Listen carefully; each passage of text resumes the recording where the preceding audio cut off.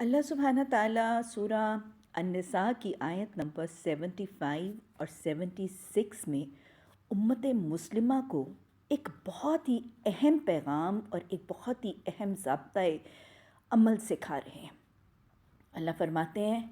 وَمَا لَكُمْ لَا تُقَاتِلُونَ فِي سَبِيلِ اللَّهِ وَالْمُسْتَضْعَفِينَ مِنَ الرِّجَالِ وَالنِّسَاءِ وَالْوِلْدَانِ الَّذِينَ يَقُولُونَ رَبَّنَا أَخْرِجْنَا مِنْ هَٰذِهِ الْقَرْيَةِ الظَّالِمِ أَهْلُهَا وَاجْعَل لَّنَا مِن لَّدُنكَ وَلِيًّا وَاجْعَل لَّنَا مِن لَّدُنكَ نَصِيرًا۔ اللہ فرماتے ہیں کہ آخر کیا وجہ ہے، یعنی کیا وجہ ہے، کیا پرابلم ہے، کیا مسئلہ کیا ہے کہ تم اللہ کی راہ میں ان بے بس مردوں، عورتوں، بچوں کی خاطر نہ لڑو جو کمزور پا کے دبا لیے گئے ہیں اور فریادیں کر رہے ہیں کہ خدایا ہمیں اس بستی سے نکال جس کے باشندے ظالم ہیں، اور اپنی طرف سے ہمارا کوئی حامی و مددگار پیدا کر دے۔ اور یہ بتانے کے بعد اللہ نے آگے ضابطہ سکھا دیا، جن لوگوں نے ایمان کا راستہ اختیار کیا ہے وہ اللہ کی راہ میں لڑتے ہیں، جنہوں نے کفر کا راستہ اختیار کیا ہے وہ طاغوت کی راہ میں لڑتے ہیں۔ بس شیطان کے ساتھیوں سے لڑو اور یقین جانو کہ شیطان کی چالیں حقیقت میں نہایت کمزور ہیں۔ اللہ سبحانہ تعالیٰ اس آیت میں جو پیغام دے رہے ہیں وہ اس دور کے لوگوں کے لیے تو یہ پیغام ہے کہ مدینہ کی بستی کے مسلمانوں کو پیغام دیا جا رہا ہے۔ آپ کو پتہ ہے کہ مکہ میں سے بہت سی کثیر تعداد تو اللہ کے رسول صلی اللہ علیہ وسلم کے ساتھ ہجرت کر کے مکہ سے مدینہ پہنچ چکی تھی، کیونکہ مدینہ کے دارالاسلام کے دروازے جو ہیں وہ ہجرت والوں کے لیے، مہاجروں کے لیے کھلے تھے۔ لیکن اس کے باوجود بھی مکہ میں ایک کثیر تعداد مسلمانوں کی ایسی تھی جو شاید ابھی ہجرت کرنے کی استطاعت جسمانی یا مالی یا کسی اور مشکل کی وجہ سے ابھی وہ حالات پا نہیں رہے تھے۔ بچے، کچھ بوڑھے، کچھ بیمار، کچھ ضعیف، کچھ ایسے تھے کہ ایمان قبول کرنے، اسلام قبول کرنے کے بعد بھی، ایمان کی حالت میں ہونے کے باوجود بھی وہ بھی مکہ سے ہجرت کر کے مدینہ آنے کی قدرت اور استطاعت نہیں رکھتے تھے۔ اور ظاہر ہے جب نبی صلی اللہ علیہ وسلم مکہ سے ہجرت کر کے مدینہ تشریف لے گئے اور وہاں پہ ایک اسلامی ریاست کا وجود قائم ہو گیا، تو مکہ والے جو بالکل ہی تڑپ رہے تھے اور غصے کے ساتھ وہ آپے سے باہر ہو رہے تھے، وہ جو مٹھی بھر جماعت اب مکہ کے اندر مسلمانوں کی رہ گئی، ان کو تو وہ بہت ہی زیادہ ظلم اور زیادتی کی چکی میں پیس رہے تھے۔ ان کو مارا جاتا تھا، پیٹا جاتا تھا۔ جو صحابہ اکرام کو ہجرت سے پہلے عقوبتیں برداشت کرنی پڑی، اسے بہت زیادہ یہ ہجرت کے بعد والے مکہ کے مسلمانوں کو وہ دور جو ہے وہ برداشت کرنا پڑا۔ تو اس دور میں مدینہ کے مسلمانوں کو یہ پیغام دیا جا رہا ہے کہ آفٹر آل اگر وہ بستیاں جہاں پہ مسلمان تھوڑے ہیں اور ظالم، کافر، مشرک، جابر ان پر ظلم اور زیادتیوں ڈھا رہے ہیں اور وہ اللہ سے مدد اور حاجت روائی کرتے ہیں کہ کوئی مددگار بنا دے، تو تم ان کی مدد کے لیے کیوں نہیں نکلتے ہو؟ تم اللہ کی راہ میں لڑو، اللہ کے دین کے بندوں کے لیے لڑو، جہاں پر اللہ کے دین پر داخل ہونے والے، اسلام کے دائرے میں داخل ہونے والے جہاں بھی مارے کاٹے سزائیں دیے جا رہے ہیں، ان کی معاونت میں نکلو اور ان کی مدد کرو۔ اور اس سلسلے میں کافروں اور طاغوتی نظام جو کہ مسلمانوں کے لیے فتنہ برپا کر رہے ہیں اور مسلمانوں کو اذیتوں اور عقوبتوں کا شکار کر رہے ہیں، ان کے خلاف اٹھو۔ یہ پیغام تو اس دور کے مدینہ کے مسلمانوں کو دیا گیا، لیکن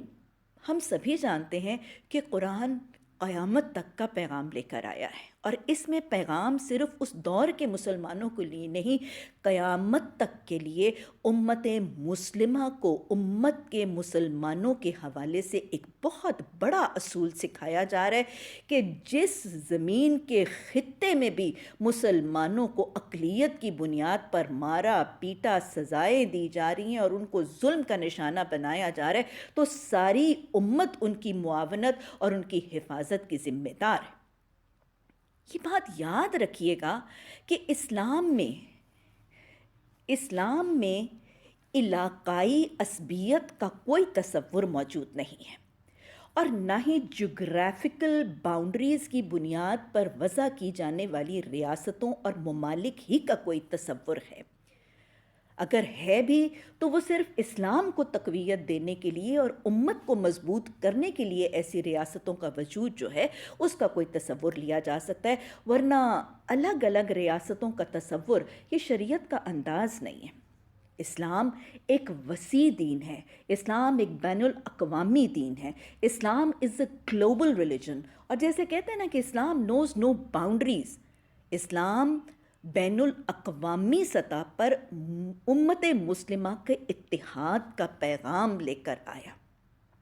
وہی جو کہا گیا کہ حرم پاک بھی، اللہ بھی، قرآن بھی ایک، کچھ بڑی بات تھی ہوتے جو مسلمان بھی ایک۔ یا جو اقبال نے کہا، یوں تو تم مرزا بھی ہو، سید بھی ہو، افغان بھی ہو، تم سبھی کچھ ہو، بتاؤ کہ مسلمان بھی ہو۔ تو مسلمان ہونے کا تقاضا ہے کہ اس سید اور مرزا اور افغانی اور فلانے علاقوں کے ساتھ اپنے آپ کو منسلک کرنے کی بجائے امت کے ساتھ ایسوسیٹ کیا جائے۔ وہ جو کہا گیا مسلم ہے ہم وطن ہے سارا جہاں ہمارا، یہ ہے اسلام کا، یہ ہے اسلام کی امت مسلمہ کے اتحاد کا طریقہ کار۔ نبی صلی اللہ علیہ وسلم نے وہ جو ایک مومن کا امت کے ساتھ تصور سکھایا وہ کیا ہے کہ ایک مسلمان کا امت کے ساتھ تعلق بالکل ویسا ہے جیسا پورے جسم کا اس کے اعضاء کے ساتھ ہے۔ جب جسم کے ایک عضو کے اندر تکلیف ہوتی ہے یا اس کو کوئی درد محسوس ہوتی ہے تو سارا جسم جو ہے وہ اس کے درد کو محسوس کرتا ہے۔ یہ آیت ہمیں سکھا رہی ہے، بتا رہی ہے، سمجھا رہی ہے کہ اگر اس پوری روئے زمین کے کسی زمین کے ایک ٹکڑے پر کسی مسلمان آبادی کو مارا، پیٹا، ستایا، تڑپایا جاتا ہے، چاہے وہ برما میں ہے، چاہے وہ بوسنیا میں ہے، چاہے وہ چچنیا میں ہے، چاہے وہ عراق میں ہے، چاہے وہ کشمیر میں ہے، چاہے افغانستان میں ہے، وہ مسلمان ہیں، اور ان مسلمانوں کی حفاظت، ان کی خبرگیری، ان کی مدد، ان کی اعانت سارے کی ساری اسلامی امت، ساری اسلامی ریاستوں، سارے اسلامی حکمرانوں اور ساری مسلمان فوجوں کی ذمہ داری ہے۔ اگر کشمیر میں کشمیر کی بیٹی سے وہاں کے فوجی ان کے سروں سے اوڑھنیاں چھینتے ہیں تو یاد رکھیے گا محمد بن قاسم صرف کشمیر کا بیٹا نہیں، ساری امت کے بیٹے محمد بن قاسم بن کے اس بیٹی کی للکار پر اٹھ کے آئیں گے۔ اگر فلسطین کے بیٹوں کو قتل کیا جاتا ہے، مارا جاتا ہے، تو ان کی لاشوں کے ٹکڑے صرف فلسطینی مائیں چنتی بھی نہیں روئیں گی، ان کے غم کو، ان کے دکھ کو، ان کی پریشانی کو اور ان کی تکلیف کو ساری امت کی مائیں محسوس کریں گی اور ان کے مداوع کی کوشش کریں گی۔ اگر افغانستان کے بھائیوں کو معذور کیا جاتا ہے، محتاج کیا جاتا ہے، تو افغانی بھائیوں کو بیساکھیاں صرف افغانی نہیں ساری امت کے لوگ فراہم کریں گے۔ آج کشمیر میں ظلم اور زیادتی کا ایک سیلاب اور ایک طوفان جاری ہے۔ وہاں کے وہ گندے اور ناپاک ارادوں اور گندی نگاہوں والے وہ فوجی اپنے ناپاک ہاتھوں سے وہاں کی جوان بچیوں کے سروں کی اوڑھنیاں چھینتے، وہاں کی جوان عورتوں کو بے لباس کرتے، وہاں کی عورتوں کی عزتوں کو پامال کرتے نظر آتے ہیں۔ لیکن آج اگر ہم دیکھیں تو یہ رونے سے بھی زیادہ لائق ہے کہ آج ہمارے معاشرے کی عورت صرف اور صرف اپنے ڈیزائنر جوڑے بنانے، اپنے نئے سے نئے پرنٹ پہننے اور اپنے لیٹسٹ میک اپ اور لیٹسٹ فیشن کے ایک طوفان میں بہہ رہی ہے۔ آج کشمیر میں ایک آگ لگی ہے۔ آج کشمیر کی ماؤں کے جوان بیٹوں کے خون کے ساتھ ہولی کھیلی جاتی ہے۔ ہاں، ان کی مائیں تو خون کے آنسو رو رہی ہیں۔ آج ہم اپنے آپ سے سوال کریں، وہ مائیں تو رو رہی ہیں، وہ مائیں تو بے خوابی کا شکار ہیں، ان کی تو بھوک اڑ گئی، ان کی تو نیند مٹ گئی۔ ہم اپنے آپ سے سوال کریں، پوچھیں، کھڑا کریں اپنے آپ کو کٹہرے میں، کیا وہ خبریں سننے کے بعد، ان جوان سال بیٹوں کے خون کی ہولی کھیلنے کی خبریں سننے کے بعد، کیا ہماری بھی راتوں کی نیند مٹتی ہے کہ نہیں؟ کیا ہم بھی کبھی بے چینی اور بے خوابی کا شکار ہوتے ہیں کہ نہیں؟ کیا ہماری بھی بھوک اڑتی ہے کہ نہیں؟ آج اگر ہم اپنا محاسبہ کریں تو ہمارے معاشرے میں ڈائننگ آؤٹس بھی ہو رہی ہیں، ہوٹلنگز بھی ہو رہی ہیں، ہوم ڈیلیوریز بھی ہو رہی ہیں، اور eat as much as you can کے بازار بھی گرم ہے۔ ماں کے بیٹوں کو، جوان بیٹوں کو وہ فوجی آتے ہیں اور وہ ان کو دن دہاڑے اٹھا کے غائب کر دیتے ہیں، انویسٹیگیشن سینٹرز میں لے جا کے، عقوبت خانوں میں سوال جواب کر کے، تڑپا تڑپا کے، سسکا سسکا کے ان کو شہید کر کے ان کی لاشوں کو گلیوں کے کونوں پر پھینک جاتے ہیں۔ ان کی گلیوں میں تو خون کی ندیاں بہائی جا رہی ہیں، ان کی گلیوں میں تو لاشوں کے ڈھیر لگائے جا رہے ہیں۔ ہم اپنی گلیوں کا تو محاسبہ کریں، ہم اپنی گلیوں کی تو کیفیت دیکھیں۔ ہماری گلیوں میں شادیوں اور بیاہوں کے کمکمے سجائے جا رہے ہیں، ناچ اور گانے کی مخلوط محفلوں سے دلوں کو سرور پہنچائے جا رہے ہیں۔ وہاں کی جوان بچیوں، وہاں کی بہوؤں، وہاں کی بیٹیوں کو بیوہ کیا جا رہا ہے۔ اور آج ہماری اس سرزمین کی عورتیں صرف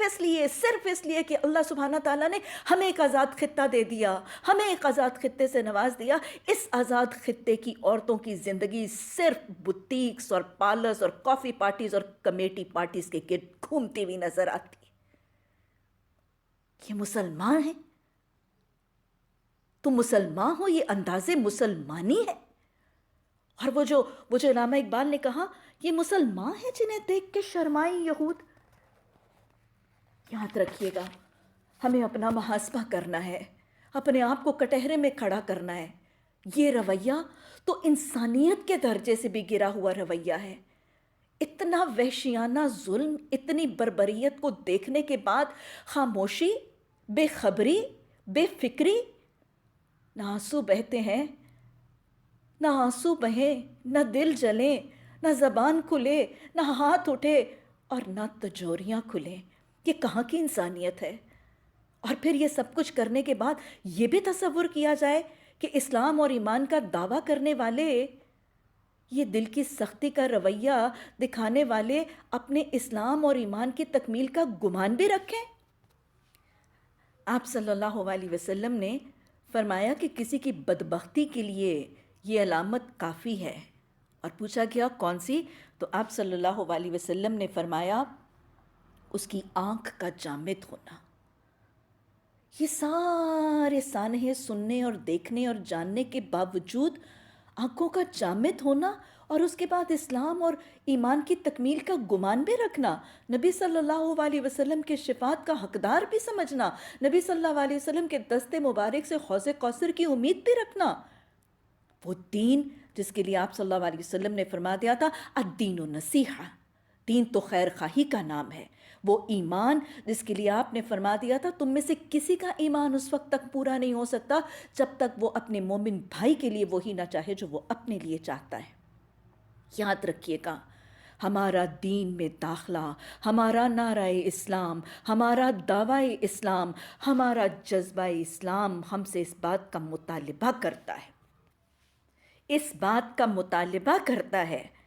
کہ ہم دل کی گہرائیوں سے ان کے غم کو محسوس کریں، ان کے دکھ کو محسوس کریں، ہچکیوں اور سسکیوں کے ساتھ ان کے لیے اپنی جھولیاں پھیلا کے لرزتے کانپتے ہونٹوں کے ساتھ کثرت سے اپنے تہجد اور اپنی نماز کی دعاؤں میں ان کو یاد رکھیں، جیسے اپنے بیٹوں کے لیے دعائیں کرتے ہیں، جیسے اپنے گھر کے امن کے لیے دعائیں کرتے ہیں، جیسے اپنے شوہروں کی سلامتی کے لیے دعائیں کرتے ہیں، ویسے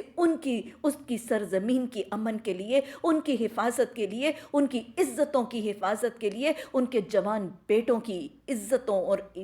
جسموں کی حفاظت کے لیے تڑپ تڑپ کے دعائیں کریں۔ اور صرف دعائیں ہی نہیں، صرف دل کا غم ہی نہیں، یہ تمام حالات مجھ سے اور آپ سے، ہم سب سے مطالبہ کرتے ہیں کہ اپنی زبان سے، اپنے قلم سے، اپنے ہاتھ سے، اپنی اولادوں سے اور اپنے مال سے ان کی خبرگیری بھی کریں، ان کی مدد بھی کریں، ان کی اعانت بھی کریں، ان کی حفاظت بھی کریں۔